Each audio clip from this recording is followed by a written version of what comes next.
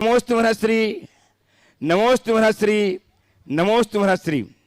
महर्षि, पहला ऑनलाइन प्रश्न श्रीमान शुभम जैन, महावीर नगर, दुर्गापुरा, जयपुर। आपके चरणों में बारंबार नमस्कार करते जानना चाहते हैं कि गुरुदेव, चीनी का स्वभाव होता है कि वह जिसके साथ ही मिलती है उसमें मिठास घोल देती है। इसी तरह का स्वभाव हम हमारे अंदर कैसे घोलें, यह ध्यान में रखते हुए कि गुरुदेव, चीनी का स्वभाव होता है कि वह जिसके साथ भी मिलती है उसे मिठास घोल देती है। इसी तरह का स्वभाव हमारे अंदर कैसे घोलें, यह ध्यान में रखते हुए कि सबसे ज़्यादा चींटियाँ भी चीनी में ही लगती हैं। हम अपने अंदर चीनी जैसा स्वभाव कैसे लाए? तो मैं तो ये कहूँगा, गन्ना जैसे पिरने को तैयार हो जाओ, चीनी जैसा स्वभाव बन जाए।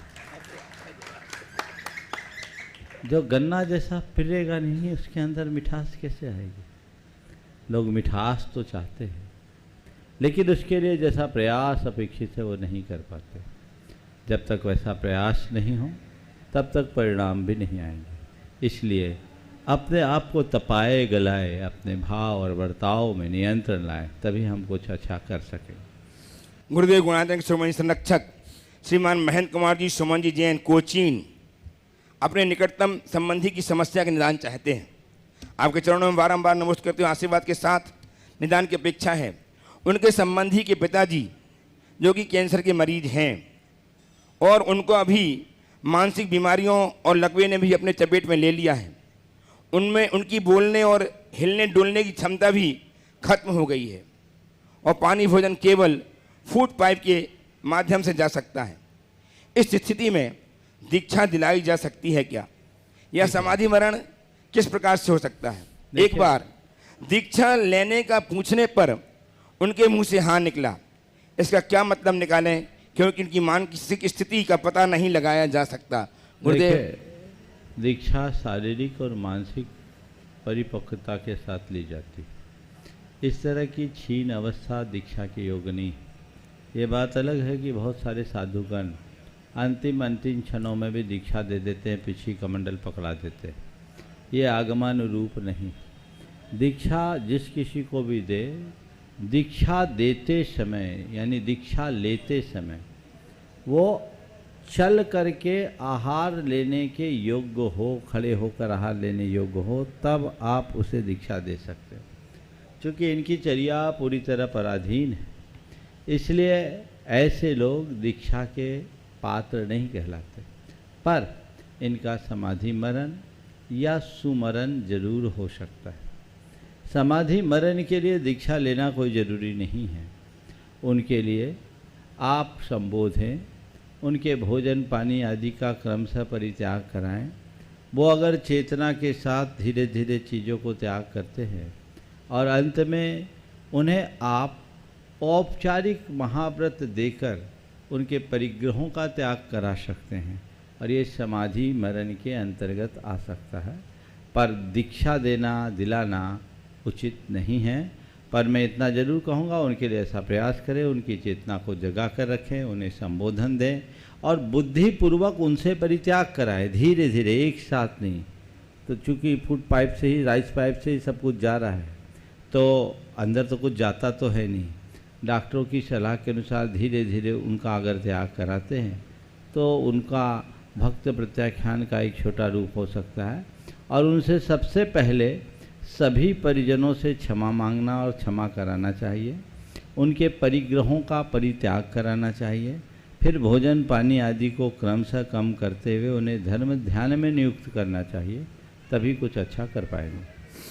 गुरुदेव, उत्तर प्रदेश बिनोली बागपत से आपके चरणों में नितिन जी जैन बारंबार नमस्कार करते हुए जानना चाहते हैं कि महर्षि, जब दीपावली के समय हम अपनी कपड़ों की अलमारी खोलते हैं तो सब कपड़े हमें पुराने नज़र आते हैं, और होली के समय जब हम अलमारी खोलते हैं तो वे ही कपड़े हमें नए नज़र आते हैं। तो महर्षि, मेरी शंका यह है कि हम हर समय केवल अपने फायदे के लिए ही क्यों सोचते हैं? समाधान दीजिए। इसलिए कि बनिया की संतान बनिया हमेशा फायदे की सोचता है। बिल्कुल सही कहा। दिवाली के समय सब कुछ नया दिखता है, पुराना दिखता है, और होली के समय सब कुछ नया दिखता है। हमारा नज़रिया कुछ इसी तरीके का है, बल्कि हमें तथ्यात्मक दृष्टि रखनी चाहिए, और जब हम तथ्यात्मक दृष्टि रख करके कोई काम करते हैं तो ही उसका वास्तविक परिणाम निकलता है। गुरुदेव सिंघाना मध्य प्रदेश से अभिषेक जी गंगवाल आपके चरणों में बारंबार नमोस्त करते हुए कहते हैं, मेरे आराध्य गुरुवर आपके चरणों में बारंबार नमोस्तु। आत्मा हमेशा जानती है कि सही क्या है। ओ चुनौती तो मन को समझाने में होती है। हर कोई सुख की चाबी ढूंढ रहा है, पर सवाल यह है कि सुख को ताला लगाया किसने है। हम गलती से सुविधाओं को सुख समझ बैठे हैं। जब हम दिशा ही गलत चुने बैठे हैं तो हमारे विश्वास को की अनुभूति मंजिल पर जाकर भी नहीं मिल सकती। ऐसे क्या प्रयास किए जाएं गुरुवर कि हमारा भ्रमित मन वह सुख के वास्तविक स्वरूप से परिचित हो जाए।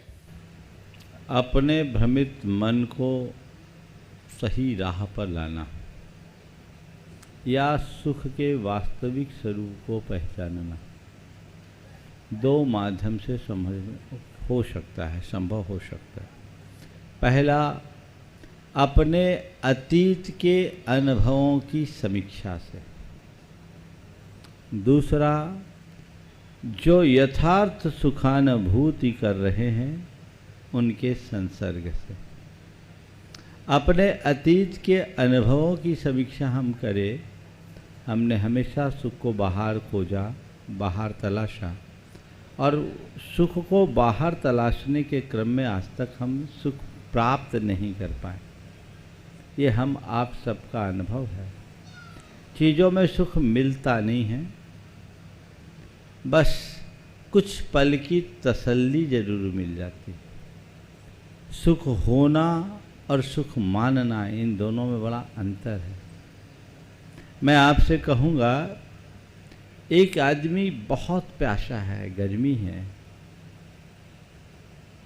उसे एक ग्लास ठंडा ठंडाई दे दिया गया। सामने वाले ने मुस्कुरा कर ठंडाई पिया, उसे सुख मिलेगा कि नहीं मिलेगा? हाँ, मिला। सुख किससे मिला? ठंडाई पीने से। एक गिलास और पिला दो। ठंडाई पीने से सुख मिला है, तो जब जितना ठंडाई पियोगे उतना सुख मिलना चाहिए ना। पहली गिलास जो आपने ठंडाई की पी, उसमें सुख मिला। प्यास ज़्यादा है, दूसरी गिलास भी पी, अपेक्षाकृत सुख मिलेगा पर पहले से, और तीसरे में, और चौथा ऑफर करे तो दुख होने लगेगा। तो सवाल है, जो तुम्हें सुख मिला वो ठंडाई के पीने से मिला या प्यास के प्रतिकार से मिला? हाँ, तो फिर ठंडाई का सुख पाना है तो प्यास का दुख जगाओ।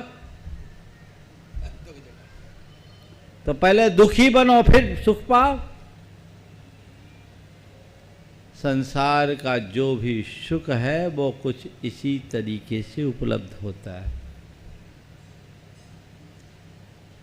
जिसके पास पीने को भी कुछ नहीं है और प्यास भी नहीं है, वो सुखी है, या जो पी करके भी व्याकुल हो रहा है वो सुखी है? कौन सुखी है? बस इस भ्रांति का जब निवारण होता है, हमारी दिशा परिवर्तित हो जाती है अपने आप। चीज़ें सुख नहीं देती, वह वेदना के प्रतिकार का साधन है। और हमारी जो असल वेदना है वो शारीरिक कम, मानसिक अधिक है। तन की भूख बहुत सीमित है, मन की भूख अनंत है। तन की भूख को हम थोड़े भोजन पानी से शांत कर सकते हैं, मन की भूख तो अध्यात्म की अमृत से ही शांत की जा सकती है। जिस व्यक्ति के हृदय में आध्यात्मिक चेतना जागृत होती है वही ऐसा कर सकता है। गुरुदेव, आज का जन उदयपुर बहुत मुश्किल में पड़ी हैं। आप ही एकमात्र सहारे नजर आ रहे हैं। वे आपके चरणों में बारंबार नमोस्तु करते जानना चाहती हैं कि मेरे मम्मी पापा ने किसी पंडित को शादी के लिए मेरी कुंडली दिखाई, तो पंडित ने कहा मेरी कुंडली में 2 शादी के योग हैं और उन्होंने घट विवाह करने को बोला। हाँ, घट विवाह, घट विवाह, घट विवाह। हाँ, इसमें सब शादी वाले रीति रिवाज करने पड़ेंगे, घड़े से शादी होगी और सूर्य और शनि के जाप करवाने को कहा। अगर नहीं किया तो मेरी 2 शादियां होंगी, पहली शादी में कुछ अनहोनी हो जाएगी। गुरुदेव मैं क्या करूं, कुछ समझ में नहीं आ रहा है, आप ही एकमात्र सहारे हैं। आप ज्योतिषी से पूछे हो तो ज्योतिषी की बात को फॉलो करना पड़ेगा। मुझसे पूछो तो मैं कुंडली वुंडली मानता ही नहीं, तो मैं अब इस विषय में क्या राय दूँ। वर्तमान में कुंडलियाँ अप्रासंगिक है, क्योंकि हमारा जन्म ही नैसर्गिक नहीं है, तो कुंडली स्वाभाविक कहाँ होगी। व्यक्ति पटना से 200 किलोमीटर दूर का है, उसका जन्म पटना में हो रहा है, और अब तो सब सीजर पद्धति से होता है। सिजीरियन डिलीवरी के कारण कुंडली पहले बन जाती, बच्चा बाद में जन्मता है। जो उसका नैसर्गिक काल था वो निकला नहीं, नैसर्गिक स्थान था वो हुआ नहीं, तो कुंडली का मान सही कहाँ होगा। आज पटना में 6:34 पर जितने भी बच्चों का जन्म होगा, अगर अक्षांश देशांश के हिसाब से उनका इष्टकाल निकाला जाएगा तो उनकी कुंडली एक समान होगी। और अक्षांश देशांतर सारणी के माध्यम से वो निकाला जाता है, और उसमें सब की कुंडली समान होगी, तो क्या सबका जीवन समान होगा। तो ये जब जन्म नैसर्गिक होता तो हमारी कुंडली नैसर्गिक होती, और कुंडली के नैसर्गिक होने पर ही उसका फल नैसर्गिक मिलता। अब चूंकि आपके सामने एक बड़ी दुविधा आ गई है, अब इस दुविधा के लिए टोटकेबाजी की जा रही है। अब ये टोटका है, मैं न इसमें हाँ बोलूँगा न ना बोलूँगा, पर मन में सल्ल नहीं रखना। बाय द वे, अब आप ज्योतिषी के पास चले गए, ये बताओ जो लोग ज्योतिषी की सलाह पर शादी विवाह करते उनके यहाँ कोई अनहोनी नहीं होती क्या? होती कि नहीं होती? मैं ऐसे लोगों को जानता हूँ जिनके 36 गुण मिले थे और 36 का आंकड़ा है। और बहुत से ऐसे भी लोग हैं मेरे संपर्क में, हो सकता है एक आध यहाँ भी हो जिनने कभी कुंडली नहीं मिलाई, पर मन ऐसा मिला कि कभी उस जोड़े का उदाहरण देख लो, हो सकता है। कोई लोग तो ऐसे जिनने न कुंडली मिलाई न एक दूसरे को देखा, लेकिन विधि का विधान मिल गया। इसलिए इन बातों पर मैं ज़्यादा कुछ नहीं कहूँगा, पर यदि मन में शल्य हो और कोई लौकिक कार्य करते हैं तो हमारे यहाँ कहा है, सर्वम ही खलु जैनानाम प्रमाणम लौकिको विधि यत्र सम्यक्त हानि न च व्रत दूषणम। जहाँ सम्यक्त की हानि न हो और व्रतों में दूषण न हो, वो कार्य आप कर सकते हैं, पर जिसमें सम्यक्त की हानि हो, व्रतों में दूषण हो, वो कार्य कदापि न करें। गुरुदेव नवीन जी जैन सिलचर आसाम आपके चरणों में बारंबार नमस्ते करते जानना चाहते हैं कि गुरुदेव क्रिकेट में अक्सर देखा गया है कि एक बहुत अच्छा खिलाड़ी भी कमज़ोर बॉल पर आउट हो जाता है। उस वक्त वो बॉलर उम्मीद नहीं कर सकता कि मेरी इस बॉल पर ये आउट हो जाएगा। कुछ ज़िंदगी भी ऐसी ही है कि लोग हाई लेवल के लोगों को देखकर घबरा जाते हैं। परिस्थिति का लेवल हाई हो तो इंसान ये सोच लेता है अब कोई उम्मीद नहीं है। ऐसा क्यों गुरुदेव? देखिए, बात सही है। परिस्थिति का लेवल होने पर, हाई होने पर जो लोग घबराते हैं वे ही लोग होते हैं जिनका मनोबल कमज़ोर होता है, आत्मविश्वास क्षीण होता है। लेकिन जिनका आत्मविश्वास मजबूत होता है, जिनका मनोबल ऊंचा होता है, वे स्वयं को परिस्थितियों से जूझने के लायक बनाते हैं। परिस्थितियों को अपने ऊपर हावी नहीं होने देते, बल्कि अपने हौसले से परिस्थितियों को बदलने का पुरुषार्थ करते हैं। हमें ऐसा ही करना चाहिए। सामान्य जनों की बात बिल्कुल वही है जैसा आपने कहा, लेकिन एक ही वाक्य में कहूँगा, साधारण व्यक्ति हर अवसर में कठिनाई देखते हैं और समझदार व्यक्ति हर कठिनाई में एक अवसर देखता है। बस इतनी सी बात देखिए, कठिनाइयाँ जीवन का अंग है, आएगी, आए तो घबराओ मत, उसमें भी संभावनाएं तलाशो। कोई अच्छा अवसर तुम्हें मिल सकता है जो तुम्हें ऊंचा उठाए, आगे बढ़ाए। गुरुदेव कटनी मध्य प्रदेश से श्रीमती सुरभि सतीश जैन आपके चरणों में बारंबार नमस्कार करते हुए जानना चाहते हैं कि मुनिश्री, किसी भी मादक पदार्थ का नशा समय पाकर तो उतर जाता है, लेकिन व्यक्ति को मिलने वाला ऐश्वर्य, पद, प्रतिष्ठा, सम्मान का नशा उतारना काफ़ी मुश्किल होता है। जिस तरह नशा करने वाला व्यक्ति अपनी वास्तविकता को भूल जाता है, ठीक इसी तरह के हालात अभिमान में चूर व्यक्ति के हो जाते हैं। जो कभी मित्र, रिश्तेदार अपने होते हैं, वह इस प्रतिष्ठा को पाने के बाद अभिमानी हो जाते हैं। तो मुनिश्री जी, ऐसे अभिमानी लोगों से हम अपने आप को कैसे सुरक्षित रखें, और ऐसे अभिमानी स्त्री पुरुषों के लिए, इनके लिए आपका क्या संदेश है? देखिए, बात बिल्कुल सही है। मादक पदार्थों का नशा जल्दी उतर जाता है, पर ऐश्वर्य, वैभव, प्रतिष्ठा या रुतबे का नशा बहुत कठिनाई से उतरता है, बल्कि प्रायः ऐसा देखने में आता है कि बढ़ते जाता है। पर मैं एक ही सलाह दूंगा, अगर इसका नशा उतारना है तो एक ही तरीका है, ज़्यादा कुछ कहने की ज़रूरत नहीं। किसी मरते हुए अमीर व्यक्ति को देख लो,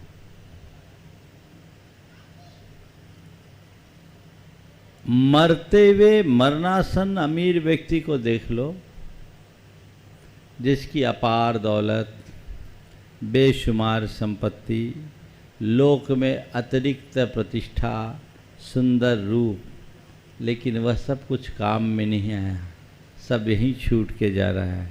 अगर अंतर की आंखों से देखोगे तो तुम्हारा नशा एक पल में उतर जाएगा कि ये सब बातें बेकार की है। हम तो ये जानते हैं, न मेरा एक होगा न तेरा लाख होगा, मेरा भी राख होगा और तेरा भी राख होगा, आखिर सब कुछ खाक होगा।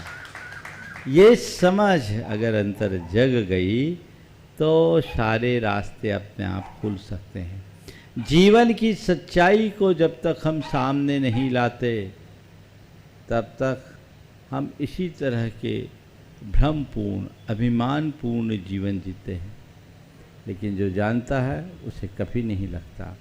हमने सुना है, एक बहुत बड़े श्रीमंत थे, शेख सादी के ज़माने की बात। वो जब गया तो उसने अपनी संपत्ति का बखान करना शुरू कर दिया। वो सुनते सुनते उकता गए और उन्होंने उनसे कहा कि भैया, सामने एक ग्लोब रखा था, बोला इस ग्लोब में आप बता सकेंगे कि आपकी संपत्ति कहाँ कहाँ है? उसने भारत में, अरबिस्तान में, तुर्किस्तान में, अफ़गान में अपनी बहुत बहुत संपत्तियाँ बताई, उनकी डींगे हाँक रहा था। अब उन्होंने बताया कि ये बताओ, इसमें बता सकोगे कि तुम्हारी संपत्ति कहाँ है? तो उसकी आंखें फटी रह गई। उसने कहा, दुनिया के मानचित्र में तो मेरे लिए एक बिंदु भी उपलब्ध नहीं है। तो उसे समझाया, जब विश्व के सामने तुम एक बिंदु के समान भी नहीं हो तो किस संपत्ति पे इतरा रहे हो? थोड़ा विचार करने की ज़रूरत है। अगर जानना है, पाना है, तो अपनी आत्म संपत्ति को पहचानो, वही तुम्हारे जीवन का वास्तविक उद्धार कर सकेगी। प्रत्यक्षतः प्रश्न प्रस्तुत करने के तैयार हैं श्रीमान राहुल जी कासलीवाल मीठापुर, और उसके पूर्व आदरणीय श्रद्धेय भैया अभय जी कुछ सूचनाओं के साथ। हेलो, बोले संत श्रोमणी गुरु आचार्य श्री विद्यासागर जी महाराज की, परम पूज मुनि श्री प्रमाण सागर जी अरह सागर जी महाराज की। हमारा आपका सौभाग्य जागा है।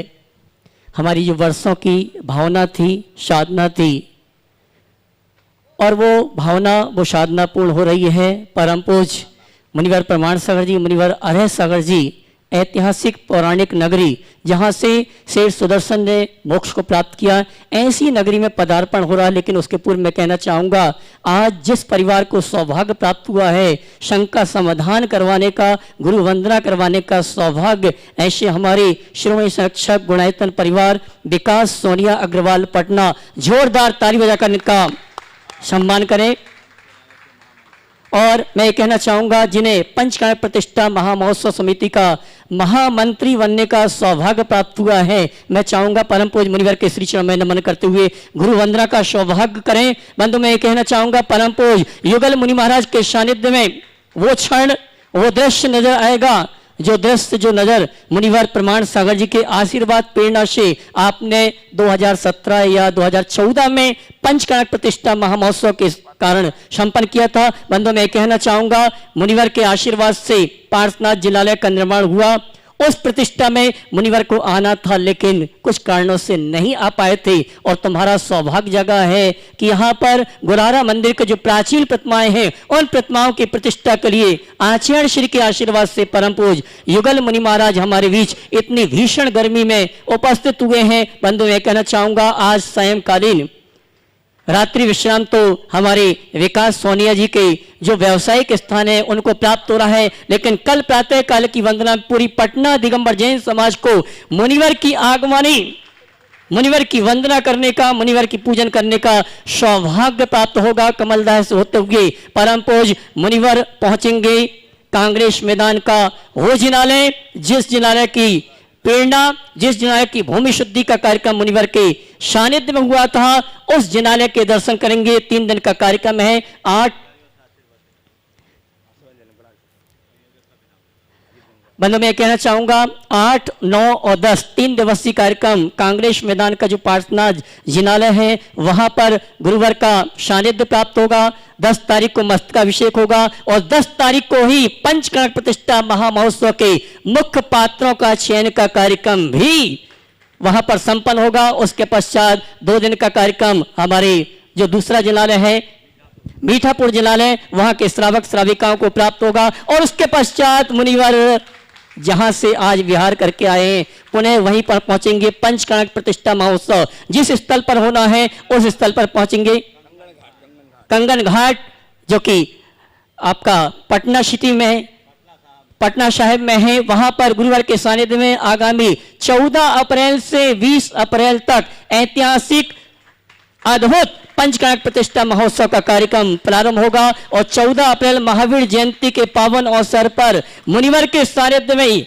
वहां पर ध्वजारोहण का कार्यक्रम होगा गुरु वंदना के रूप में। वैसे गुरुवार तो ये आदेश नहीं देते, उपदेश नहीं देते, लेकिन हमारी भावना है कि मुनिवर हमें ऐसा आशीर्वाद दें कि महावीर जयंती के पावन इस प्रसंग पर हम आपका 35वां मुनि दीक्षा दिवस महोत्सव का कार्यक्रम भी संपन्न कर सकें, ये आशीर्वाद हमें प्राप्त हो। मैं कहना चाहूंगा, कल की अद्भुत शोभा यात्रा जिसकी तैयारी आप लोगों ने ऐसी की है कि पूरे भारतवर्ष में परम पूज मुनिवर प्रमाण सागर जी की जो आगवानी शोभा यात्रा नहीं लिख रही है, वो शोभा यात्रा लिखवाने का, दिखाने का सौभाग्य प्राप्त कर रहे हैं। तो पटना दिगंबर जैन समाज के श्रावक श्राविका बंधु, मैं आप सभी से कहना चाहूंगा, 14 अप्रैल से 20 अप्रैल तक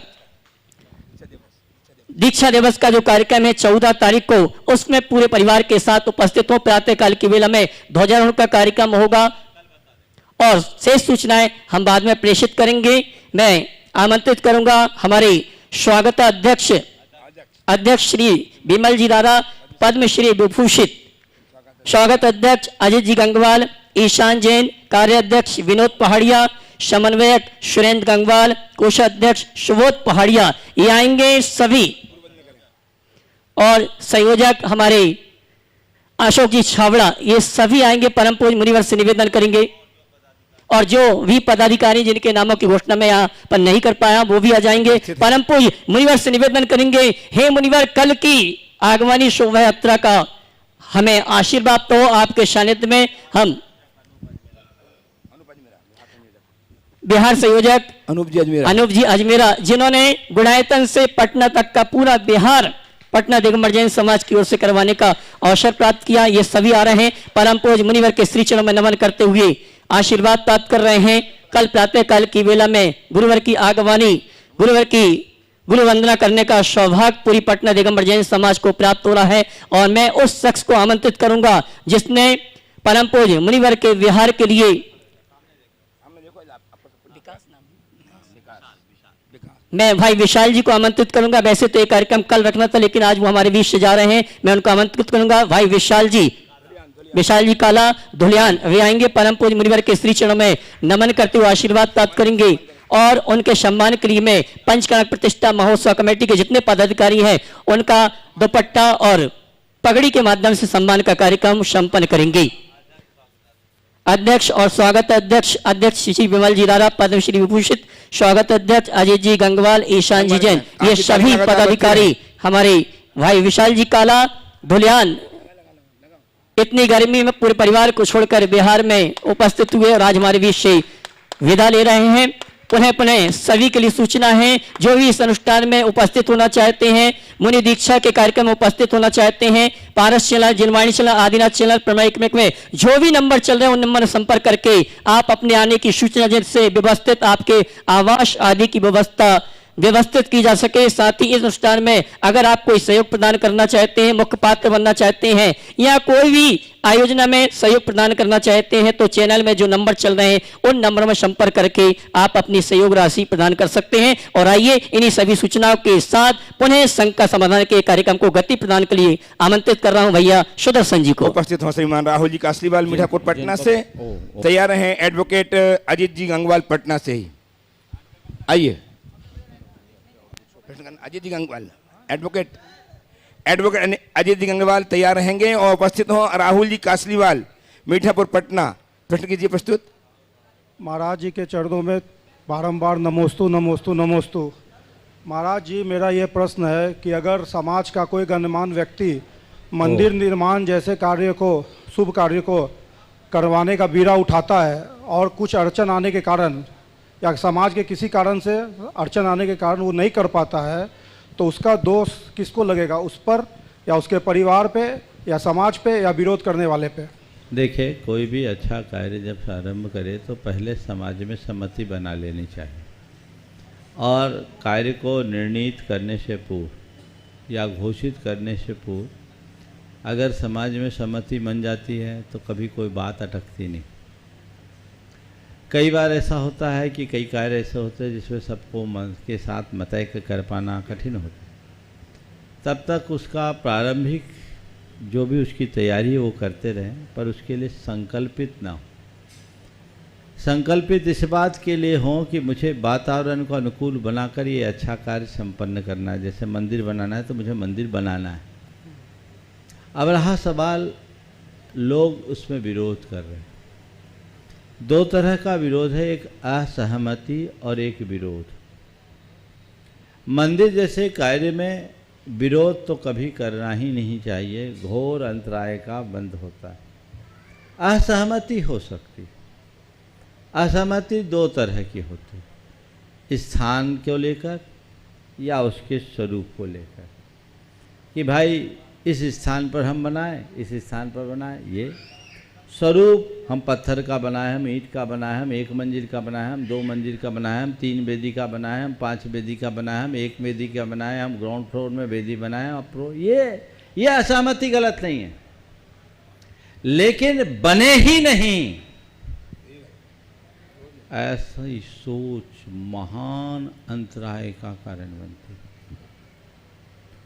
मैं सभी से कहना चाहूँगा तुम्हारे इस सवाल के माध्यम से, सवाल भले तुमने पटना में उठाया है पर ये बीमारी पूरे देश में। एक जगह मालूम विरोध मंदिर का किस लिए था, क्योंकि हमारे विरोधी के कार्यकाल में हो रहा है। हम बोले धन्य है भाई, यहाँ भी भाजपा और कांग्रेस आ गई भगवान के दरबार में, तो तुम लोगों का क्या हाल है। मुझसे बोले महाराज जी इस सरकार में मंदिर नहीं बनेगा। हमने कहा भैया अगली बार तेरी सरकार आ जाए इसकी कोई गारंटी है? अरे तेरी सरकार आए इसकी बात तो दूर है, तू रहेगा इसकी गारंटी है। किस बुद्धि में लग रहे हो? तुम भगवान का मंदिर बनाने जा रहे हो या अपनी अहंकार की प्रतिष्ठा करने जा रहे हो? ऐसा भ्रम तोड़ो, रचनात्मक सहयोग दो। मैंने पूछा मंदिर बनाना चाहते हो? महाराज चाहते तो हैं, पर यही सोचते हैं कि अभी कर लेंगे, क्रेडिट उसको मिल जाएगी। हमने कहा क्रेडिट के लिए मंदिर मत बनाओ, मेरिट के लिए मंदिर बनाओ।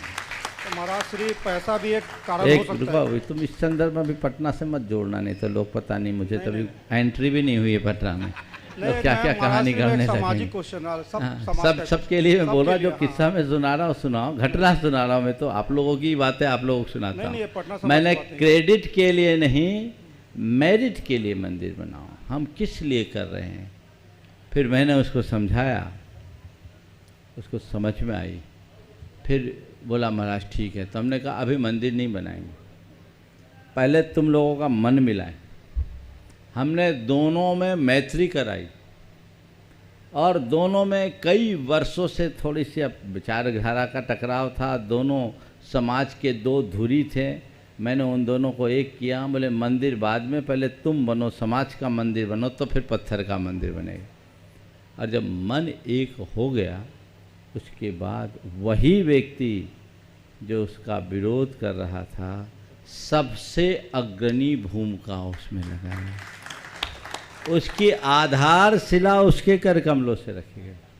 मैं जब भी कहीं हमारे सानिध्य में मंदिरों का निर्माण होता है तो उसका जो उस मंदिर के निर्माण में द्रव्य लगना है उसका आधा से अधिक द्रव्य कम से कम शिलान्यास में निकलवा लेता हूँ। पटना वालों को याद है ना? तो उसमें बोले भाई तुम निकालो। उस व्यक्ति ने, आप सुन करके ताज्जुब करोगे, पूरे मंदिर का 40% द्रव्य अकेले ने दिया। मन खुलने से होता है। तो मैं सभी से कहूँगा, बहुत तीव्र पुण्य का उदय होता है तब कहीं ऐसे भाव होते हैं, और प्रबल पुण्य होता है तब वैसे संयोग मिलते हैं। भाव तो मन में बना लिया, मंदिर बनाना, अब संयोग ही नहीं मिल रहा, जगह ही नहीं मिल रही, अब क्या करोगे? अड़चने आ रही है, क्या करोगे? तो अगर भाव बन रहे हैं, संयोग अनुकूल हैं, तो प्रमाद कभी नहीं करना चाहिए। व्यापकता को रख करके चलना चाहिए, तभी परिणाम अच्छा आएगा। सुगबुगाहट मेरे कानों में आ गई है। यहाँ भी मीठापुर के लोग मंदिर का निर्माण करना चाहते हैं, और मीठापुर में मिठास बहुत है। मुझे नहीं लगता कि वहाँ कोई किसी तरह का विरोध करने वाला होगा। हाँ, अगर स्थान या स्वरूप को लेकर के कोई बातें हैं, आकर के बैठेंगे, उसका रास्ता निकल जाएगा। और ये समझो कि पिछली बार आए थे तो एक मंदिर का शिलान्यास हुआ था, इस बार फिर हो जाएगा, ताकि तीसरी बार आने का रास्ता खुला रहेगा, है ना? ये रास्ता तो तभी बनेगा। इसलिए किसी भी तरह की बातें करना उचित नहीं है। जो भी बातें हैं बैठ के बात करें। उपस्थित हों एडवोकेट श्रीमान अजीत जी गंगवाल पटना से तैयार हैं। प्रवीण जी जैन पत्रकार पटना, प्रवीण जी उपस्थित हों। और तैयार हैं श्रीमान राजकुमार जी नीलम जी पाटनी मीठापुर पटना। राजकुमार जी नीलम जी पाटनी तैयार रहेंगे। पहले बोलिए पत्रकार जी। पूज्य गुरुदेव के श्री चरणों में सादर नमस्तु। महाराज श्री गुरुवर, आम दिनों में अगर हम लोग 2 किलोमीटर भी पैदल चल ले तो थकान जैसे लगने लगती है, लेकिन गुरुवर जब हम श्रावक जैन साधुओं के पद विहार में कितने भी किलोमीटर साथ पैदल चल ले तो बिल्कुल थकावट महसूस नहीं होती। तो गुरुदेव मेरा प्रश्न है कि जैन साधुओं के पद विहार समय श्रावकों में ऐसी कौन सी ऊर्जा या शक्ति आ जाती है कि लंबा सफर भी पता नहीं चलता? मैं तो इतना ही कहूँगा, जैन साधुओं के साथ विहार करने से शरीर में थकावट नहीं आती, और जैन साधु बन करके विहार करोगे जिंदगी में थकावट नहीं आती। आगे चलो। नमस्ते। आइए श्रीमान राजकुमार जी नीलम जी पाटनी मीठापुर पटना से तैयार हैं। श्रीमती सोनिया जी विकास जी अग्रवाल पटना, जिनके इस ऑफिस परिसर में आज का यह कार्यक्रम संपन्न होने जा रहा है। सौभाग्यशाली है परिवार सोनिया जी, विकास जी अग्रवाल। नमोस्तु गुरुदेव, नमोस्तु गुरु, नमोस्तु गुरुदेव। ये भोगों को इतना भोगा कि स्वयं को भोग बना डाला, साध्य और साधक का अंतर मैंने आज मिटा डाला। इसका अर्थ क्या महाराज जी? ये बहुत ही अच्छी पंक्तियां हैं, आचार्य गुरुदेव की पूजा में प्रयुक्त ये पंक्तियां। भोगों को इतना भोगा कि खुद को ही भोग बना डाला। ये अपने अंदर की अनुभूतियों को रेखांकित किया है कि मैंने अपने जन्म जन्मांतरों में भोग भोगा और इतने भोग भोगे, भोग भोगते भोगते खुद को ही भोग बना दिया। और साध्य और साधन का अंतर मैंने आज मिटा डाला। भोग जो भी हैं वो हमारा साध्य नहीं है, वो जीवन निर्वाह का साधन है। शरीर को टिकाने के लिए, इंद्रियों की पुष्टि के लिए जितना आवश्यक और अपेक्षित है वो साधन के रूप में। पर जब हम वही साध्य बना लें, वही हमारा लक्ष्य बन जाए, तो हम दुखी होने के अलावा और कुछ नहीं पाएंगे। इसलिए अपने जीवन को सुखी बनाना है तो भोग को नहीं, भोक्ता की तरफ दृष्टि रखें, जो हमारे भीतर का आत्म तत्व है। उपस्थित हों श्रीमती सोनिया जी, विकास जी अग्रवाल पटना। तैयार रहें श्रीमती मोनू जैन, सोमा जैन, अरविंद जैन पटना के साथ। नमोस्तु नमोस्तु नमोस्तु महाराज श्री। महाराज श्री, मैं अनुव्रत लेना चाहती हूँ, मैं किस तरह से इसका पालन कर सकती हूँ? बहुत अच्छा, अनुव्रत तो कोई भी ले सकता है, लेना ही चाहिए। अनुव्रत का मतलब क्या है? अणुव्रत, छोटा सा व्रत। यमपाल चंडाल ने एक दिन की हिंसा को त्यागा था, वो अहिंसानुव्रती हो गया। आपने सवाल किया है, मैं आप आम जनों के लिए अनुव्रत का एक बड़ा स्थूल रूप बताता हूँ। अगर आपने इसे निभा लिया तो आप एक कदम ऊपर उठ जाएंगे। सबसे पहले अहिंसा अनुव्रत, अर्थात हिंसा का स्थूल रूप से त्याग। कुछ मत करिए। मद, मांस और मधु का जीवन पर्यंत के लिए त्याग कर दीजिए। अहिंसा अनुव्रत का सबसे पहला चरण। सत्यानुव्रत, सत्य बोले, बहुत उत्तम बात है। महाराज झूठ बोलना पड़ता है, ठीक है, मुझे भी पता है, पर इतना भर ले लो जहाँ मेरा काम सच से चलेगा वहाँ झूठ नहीं बोलेंगे। सत्यानुव्रत हो गया ना। झूठ वहीं बोलेंगे जहाँ सच से काम न चला पाए, ये भी है ना अनुव्रत। फालतू की झूठ से तो बच जाएंगे। आप समीक्षा करोगे तो 10 झूठ में 8 झूठ बिना वजह है, 2 ही झूठ वजह के, तो 8 पाप से तो बचोगे। और फिर तीसरा है अचौर्य अनुव्रत। किसी के घर डाका डाला, किसी का गला धन निकाला, किसी का ताला तोड़ने की इच्छा है, किसी की जेब काटने की इच्छा है, पति की छोड़ के। पति की भी नहीं। बहुत अच्छा, तो बस इसका त्याग कर दो, अचौर्य अनुव्रत हो गया। पति पत्नी अपने विहित मर्यादा के अलावा अन्य संबंधों का त्याग कर दे, यौन सदाचार का पालन कर ले, ब्रह्मचर्य व्रत हो गया, ठीक है। और परिग्रह रहस्य, तो परिग्रह का सवाल विकराल है। मैं ये कह देता हूँ, आप जैसी महिलाओं को केंद्र में रखकर कि आज मेरी जो संपत्ति है और भविष्य में हमारे HUF के अंतर्गत अविभाजित हिंदू परिवार के अंतर्गत मेरे हिस्से में जो भी संपत्ति आएगी वो मेरी संपत्ति की सीमा है। एक स्थूल परिग्रह परिमाण हो गया कि नहीं? आज मेरा जितना बिजनेस है, भविष्य में हमारे जो भी बिजनेस होंगे, मेरे पति के, मेरी परिवार की जो संपत्ति मुझे मिलेगी, मेरे मायके से संपत्ति मिलेगी। एक ने एक साल ले लिया अपना परिग्रह का परिमाण, अब पता ये लगा उनके मायके में जो भाई था वो एक्सपायर हो गया और कोई संपत्ति नहीं, संपत्ति उसको मिल रही थी। अब हम क्या करें? दुविधा में पड़ गए। मायके की संपत्ति, भाई अविवाहित अवस्था में एक्सीडेंट से एक्सपायर हो गया, उनने व्रत पहले ले लिया, अब माँ बाप की संपत्ति है वो किसको मिले? बोले महाराज मैं क्या करूं? हम बोले भाई नियम क्या लिया था? बोले मेरा परिग्रह की सीमा है। हम बोले परिग्रह की सीमा है तो तुम्हें नियम में रहना चाहिए, उस संपत्ति को दान करवा दो। हालांकि दान नहीं किया उन्होंने। ऐसा नियम मत लेना, नियम दृढ़ता से रखना चाहिए। ये अनुव्रत आप ले सकती हैं। नमस्ते महाराज। महाराज जी, एक मेरा प्रश्न है। मंदिर में कितनी जोर से पूजा करनी चाहिए, और अगर कोई विवाद कोई उठता है मंदिर भगवान की प्रतिमा के सामने तो कितनी जोर से आदमी को बोलना चाहिए? मंदिर जाते किस लिए? हल्ला करने के लिए कि भगवान की भक्ति करने? अरे इसी जी कैसा है? मंदिर में पूजा वैसे ही करनी चाहिए जिससे किसी को व्यवधान न हो, और किसी को अगर जोर से पूजा करने की इच्छा है तो 11 बजे चले जाए, जी भर करके भगवान को सुने। एक सज्जन है, एक में एक स्थान पे था, एक सज्जन थे, वो रोज़ मंदिर में आते हैं जब हम आहार को निकल जाते उसके बाद, और मैं जब आहार करके लौटता बहुत मधुर राग में वो पूजा करते थे इतनी, और प्रायः उनकी सप्ताह में 1-2 नई पूजा बन जाती थी। खुद कवि थे। मैं लोगों को चुप करा के उनकी पूजा सुनता था। मैंने उनसे एक दिन पूछा, आप इतने लेट पूजा के लिए क्यों आते? बोले महाराज मैं अपने और भगवान के बीच में व्यवधान नहीं चाहता। महाराज मुझे गा बजा कर पूजा करने में आनंद आता है, सुबह अगर जल्दी आ जाऊं तो लोगों को डिस्टर्ब होता है, और ऐसे करता हूं तो मुझे मन नहीं लगता। तो मैं तो महाराज जी नियम है 10 बजे के बाद मंदिर आना, भगवान अकेले हम अकेले, और हमारी जी भर के बातें होती।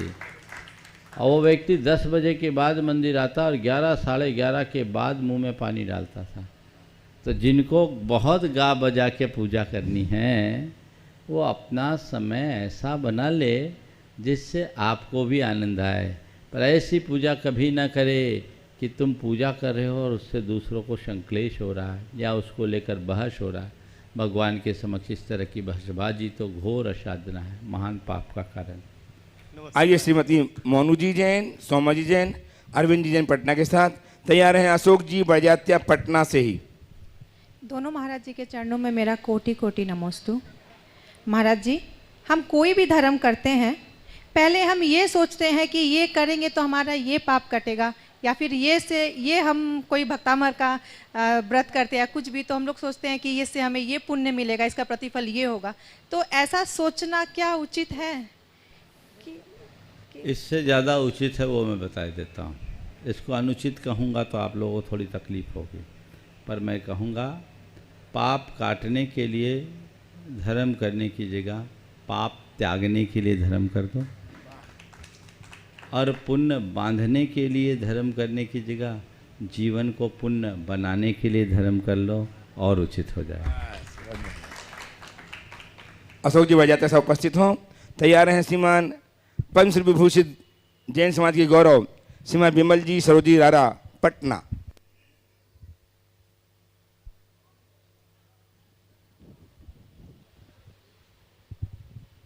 जी बड़जात्या साहब नहीं है। विमल जी सरोजी रारा पद्मश्री विभूषित जैन समाज के गौरव, और तैयार हैं श्रीमती अर्चना जी असित जी बेनाडा संरक्षक गुणायतन कोलकाता। परम पूज्य गुरुवर के चरणों में नमोस्तु महाराज। एक बड़ी जैन धर्म अहिंसा का धर्म होने के बावजूद मन में एक बात आती है कि पूरा विश्व करीबन 70% की आबादी, 80% की आबादी मांसाहारी है, तो क्या मोक्ष सिर्फ जैनियों को मिलता है कि उनको भी मिलता होगा? एक बार ऐसा ही सवाल एक पत्रकार ने मुझसे किया। उन्होंने सीधे सीधे पूछा, क्या जैनियों को ही मोक्ष मिलता है? मैंने कहा मैं ये नहीं कहता कि सिर्फ जैन ही मोक्ष जाते हैं, पर मैं ये जरूर कहता हूँ जो भी मोक्ष जाते हैं सब जैन होते हैं। मैं ये नहीं कहता कि सिर्फ जैन ही मोक्ष जाते हैं, ये जरूर कहता हूँ कि जो भी मोक्ष जाते हैं सब जैन होते हैं। बोले मतलब? मैंने कहा मोक्ष जाने के लिए स्वयं को जीतना होता है, जो स्वयं को जीतता है वो जिन कहलाता है, और जो जिन है वही सच्चा जैन है, इसलिए जिन बनोगे तो मोक्ष जाओगे। तो स्वयं को जीतने के लिए हमें अहिंसा और वीतरागता को पूरी तरह आत्मसात करना होगा, तभी हम अपने जीवन का वास्तविक उत्थान कर सकते। उपस्थित हों श्रीमती अर्चना जी असित जी बेनाडा साहब संरक्षक गुणायतन कोलकाता से। तैयार हैं जीतू जी कोलकाता, संस्कार जी बनगांव दमोह, विशाल जी धुलियान गंगा। एक प्रश्न के लिए उपस्थित होंगे तीनों युवक। जी, हम लोग प्रथमान युग के ग्रंथ पढ़ते हैं तो उसमें आता है कि राजा महाराजा महापुरुष किसी भी निमित्त को पाके वैराग्य आता है और तुरंत वो अपने पुत्र का राज्याभिषेक किए और वानप्रस्थी हो गए। लेकिन हम लोगों के दिनचर्या में दिन भर आता है दिन भर वैराग्य के निमित्त आते हैं, फिर भी हम लोगों को वैराग्य नहीं होता है, होता भी है तो 2 नाव पे सवार है, घर से निकलने की हिम्मत ही नहीं होती। तो ऐसा क्या करें कि इस राह पे पूरी तरह से लग सके? ऐसी ही बात आगम में एक जगह आई और 2 तरह से बात की गई। एक जगह कहा गया जानिज्जयी चिंतिज्जयी जन्म जरा संभवम दुखम नहु विषयेषु विरज्जयी अहो सुबद्धो कवद गंठी। तुम्हारे द्वारा जानने में आता है, चिंतन में आता है, विचार में आता है, जन्म जरा से उत्पन्न दुख क्या है, लेकिन फिर भी विषयों से विरक्त नहीं। क्या करें, माया की गांठ बड़ी मजबूत है। और दूसरी तरफ कहा गया जन्म जरा और दुख को तुम देख रहे हो, फिर भी तुम निश्चिंत हो, लगता है कि तुम बहुत बड़े सुभट हो, तुम्हें कर्मों का डर नहीं है, तुम्हें दुखों से डर नहीं है। यही वजह है, जब तक हृदय से पाप भीरुता नहीं जुड़ती तब तक व्यक्ति धर्म के मार्ग पे नहीं लग सकता। आज लोगों को पहले तो थोड़ा सा शमशानी वैराग्य भी हो जाता था, अब तो शमशान में भी वैराग्य नहीं दिखता, वहाँ भी दुनियादारी की बातें चलती दिखती है, लोग गोष्ठियों में मशगूल होते हैं। तो हमें जीवन की वास्तविकता को समझना चाहिए, अंतर का वैराग जोड़ना चाहिए, तभी अपना रास्ता प्रशस्त कर सकते। उपस्थित हों स्वागताध्यक्ष श्रीमान अजीत जी गंगवाल, ईशान जी जैन अपने प्रश्न के प्रस्तुत हों। श्रीमान अजीत जी गंगवाल स्वागत अध्यक्ष एवं ईशान जी जैन। नमोस्तु महर्षि। हमारे घर में शुरू से चांदनपुर वाले महावीर स्वामी की फोटो है, उसमें देखते हैं कि भगवान हमेशा सांकलों में ऐसे उनकी मूर्ति फंसी हुई है। सांकल में महावीर स्वामी की जो मूर्ति है, महावीर स्वामी की, वो उसकी फ़ोटो जो हमारे पास है, अभी दर्शन भी किया मैंने, तो लगता है कि भगवान को बांध कर रखा गया है। ऐसा क्यों है? इसके मैंने मैं और भी किसी से पूछा, लेकिन कोई समुचित जवाब मेरे को मिल नहीं पाया। महावीर जी के भगवान को बंद रखा, क्लैंप में भी लगा हुआ है, पैरों पर ऐसे क्लैंप, चांदी के क्लैंप लगे हुए हैं। नहीं तो फोटो मैं दिखाऊंगा आपको कल। आप फोटो दिखा। मैं महावीर जी के दर्शन करके आया हूँ 2016 में जनवरी में। ऐसा तो नहीं कि उनको कुछ अलग फोटो दिखाऊंगा आपको, वहाँ की आप फोटो लेके आना जी।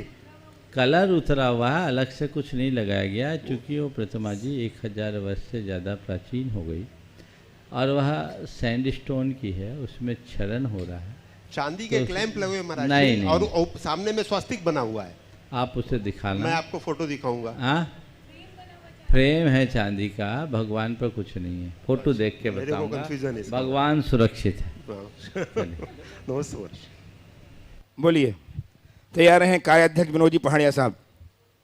विनोद जी पहाड़िया तैयार रहेंगे। नमस्ते गुरुदेव। और तैयार रहेंगे संजय गंगवाल समन्वयक। गुरुदेव, हमारा प्रश्न है कि जैनों की संख्या बहुत कम होती जा रही है। पहले के बजाय अभी हम लोग की जैनों की संख्या बहुत कम होती जा रही है। गुरुदेव, मैं एक चीज़ पूछना चाहता हूँ, संख्या कैसे बढ़ेगी? संख्या की फैक्ट्री तो आपके पास है, हमारे पास है।